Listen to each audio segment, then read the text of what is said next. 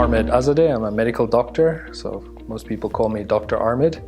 I think it's easier than Dr Azadeh, but both of them work. So I'm the CEO or medical director of Macquarie Medical Care, which is a medical company looking at bringing innovative healthcare solutions to remote sites and to people who don't have access to healthcare. I grew up here in Namibia, so I had a good idea always of the challenges of the healthcare system here in Namibia. I went to the US and studied a public health master's. While I was studying that, a former sort of colleague of mine started a company in Southeast Asia, in Indonesia, and we were doing essentially, I was helping him from the medical side, he was the business development side. We were doing remote clinics for a lot of the expats who are on remote islands who were expecting some higher level of care, or at least something that was socially and culturally sort of closer to what they were used to. So we came back to Namibia at the time, and that was around 2011, 2012. And at that time, then I started doing some work here. Some friends of ours had some lodges that they were sort of operating. And this whole idea came out of that essentially, where I was visiting them at the lodges, and I sort of asked them, what happens if someone gets sick here in the middle of nowhere? We know what Namibia is like, it's far distances, there's very poor health infrastructure. So the nearest clinic at that lodge specifically was about 100 kilometers away. So a lot of the staff would have issues because they'd go to this clinic, it would take them a day to get there, often a day to get back as well. So they'd lose sort of 2 to 3 days of productivity. And at the same time, they wouldn't see a doctor. Often there was just a nurse, and they had very limited sort of medication on site. So that was on the one side. We thought, okay, what do the staff do? And as a tourist as well, so if you're a guest at one of these lodges and you fall sick after hours, what does the manager do? How do they actually help you? So we said, let's give you a telemedicine service where I'll just be on call for your lodges. And at that time they had 2 lodges, this company. So we started this as a sort of an ad hoc service, just providing a doctor on call for these 2 lodges. And that very quickly evolved to full-fledged sort of medical records for their staff, medication on site, food handler checkups, sort of full sort of integrated healthcare service. So when we started to develop more telemedicine services for different markets, we not rebranded, but we called our product Dr MacQ. It was much easier for people to recognize and to sort of see. We always thought that this product or this service really appealed to the remote sector. It makes sense, that you're in the middle of nowhere and there's no real access to healthcare. But very quickly we realized that the staff were really dependent on this service. They were living on the site. So we really started to tailor-make our solutions to look after the workplace efficiency of staff. And that's really where it started to take off, because that concept essentially works in urban areas too, where a normal company often has a workforce. Yes, they're maybe in Windhoek, for example, or a larger center, but a lot of the staff don't have necessarily a family doctor or a GP or access to adequate healthcare. A lot of them will use the clinics, and same challenges that exist in the peripheries in the country, they would have as well. So we always thought that this solution would work well in an urban space. And it's only really when COVID happened and the tourism sector shut down, we were forced to concentrate more on marketing into urban areas. And urban companies essentially were quicker to realize, because a lot of places around the world were relying on telemedicine, that a telemedicine solution may actually help them more. And at the same time, we as a company always wanted to provide health within reach. So provide solutions for the average Joe. And in order to do that, we needed to sort of bring this offering to people on the street as well, not just through their company. And in order to do that, we developed a system of working with the pharmacies. So we developed a network of pharmacies where they're providing these online doctor services, where essentially you can just walk in to the pharmacy. There's a kiosk there where you can have a video consultation with one of our network doctors. If there's a prescription or whatever else, that gets sent to the pharmacy or to the individual, and they can fill their prescription right there. And this becomes so much more convenient, and bringing health within reach essentially becomes an accessible healthcare service which is good quality and is affordable at the same time. Relatively early on in COVID, because everyone was told to stay home and not necessarily go to the doctor's practices, the medical aids, a lot of the private ones I should say, opened up telemedicine consultations as a benefit. In limited numbers and sort of a trial in the beginning, but by and large most of the medical aids will pay for a teleconsultation. A good healthcare system has three pillars that they've optimized. The first pillar is affordability. You know, healthcare has to be affordable.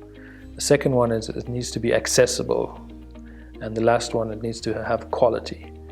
Most systems out there sort of compromise on one of these three pillars. If you think of, in Namibia right now, we have a strong private sector and we have a state sector sort of healthcare system. The state healthcare is supposed to be open to everyone in the country. So it's affordable. It's almost free if you have to pay just the registration at the clinic. So it's practically free, so it's affordable. Is it accessible? Not really, because if you go to the clinic, there's long lines. It takes hours to be able to see someone. Sometimes the clinics are, in case of the lodges, 100 kilometers away, so it's not really accessible. And then because there's such a big strain on it and it's under-resourced, the quality is often also compromised because there may not be healthcare equipment there, may not be the medication that they need, and the staff themselves may be under-resourced, may not be a doctor there, for example. So it sort of compromises on those two pillars. With the private healthcare system, it's by and large unaffordable for most Namibians. Medical aid rates are going up and their benefits are sort of getting less and less. So a lot of Namibians can't afford private medical aid. In the country right now, about 17% of the population is covered by a medical aid. So, there's 83% that isn't. And a lot of that is because of affordability. Is it accessible? Yes, usually you have a relationship with your family doctor or that practice and you can, call them to make an appointment. But if it's sort of 4 p.m. on a Friday and you have some sort of illness, you're not going to be able to get an appointment. And sometimes you'll call the popular doctors and you'll only get an appointment in 2 or 3 days. So it's not always accessible either. Quality, they're very good doctors in sort of the private sector as well. So you do generally get a good quality service. But it's once again compromised on the affordability. So we looked at how do we optimize all three of these pillars using technology so that we can provide a quality, accessible and affordable service. And we believe that's what we've done with Dr MacQ. Generally, our pharmacies that have our services will have some signage.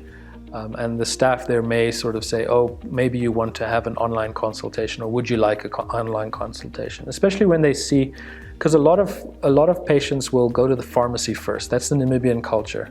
They'll go to the pharmacy first, ask the pharmacist, describe their sort of symptoms, and may get some over-the-counter sort of medication. Or look for some advice. And often pharmacists, feel a little bit, they want to be able to help this client, but they don't necessarily have the sort of the clinical exposure or knowledge, and they don't want to necessarily expose themselves to further risk, especially if there's medicines that need prescriptions. So what they often will do is they will say, listen, we do have a doctor on call that you can have a consultation. If the patient is interested in that, then they would essentially go to the clinic space where we have a tablet dedicated for video consultations, and they enter in a few basic sort of medical history details, and it'll open up a video dialogue with one of our doctors that are on call. They have a face-to-face consultation via the video. And nowadays, people, I think with all of the Zoom meetings, team meetings, we're actually quite comfortable with having these kind of meetings. So our doctors are very experienced. They tend to all work in emergency rooms, and so they know what are the danger signs or the red flags, and that's always very important. You don't want to, overextend what you can treat and diagnose via video consultation. What's nice about patients going through the pharmacy for this is that they can get their blood pressures checked and do some basic tests, a blood glucose or a cholesterol test.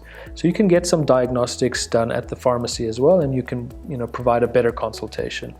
But there's certain things that you won't be able to do. So if you really want to listen to the person's heart, You know, there are some gadgets out there where you can start to do that remotely, but right now we're keeping it as simple as possible so that we can provide a quality, affordable service.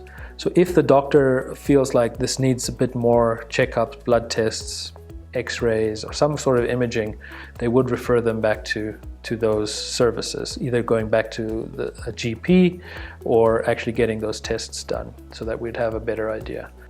But if it's for a lot of sort of primary healthcare, preventative medicine things, coughs, colds, flus, the diarrheas, the headaches, you know, chronic medication, things like that, telemedicine is excellent for that. It's much more efficient, more cost effective, and convenient is really the main thing. People find it convenient just to be able to contact us when they need to. We're not a closed sort of system. You know, if there's a pharmacy that would like our services to come, you know, on their site, you know, they can just look us up on our webpage and get in contact with us. So likewise with the doctors, if it's a service that you would like to start offering to more than just the practice that you're involved in, you know, 4 of our doctors are here in Windhoek. 1 of them is actually in Swakop. So you can be anywhere really and get onto our network of providers and provide teleconsultations to our clients.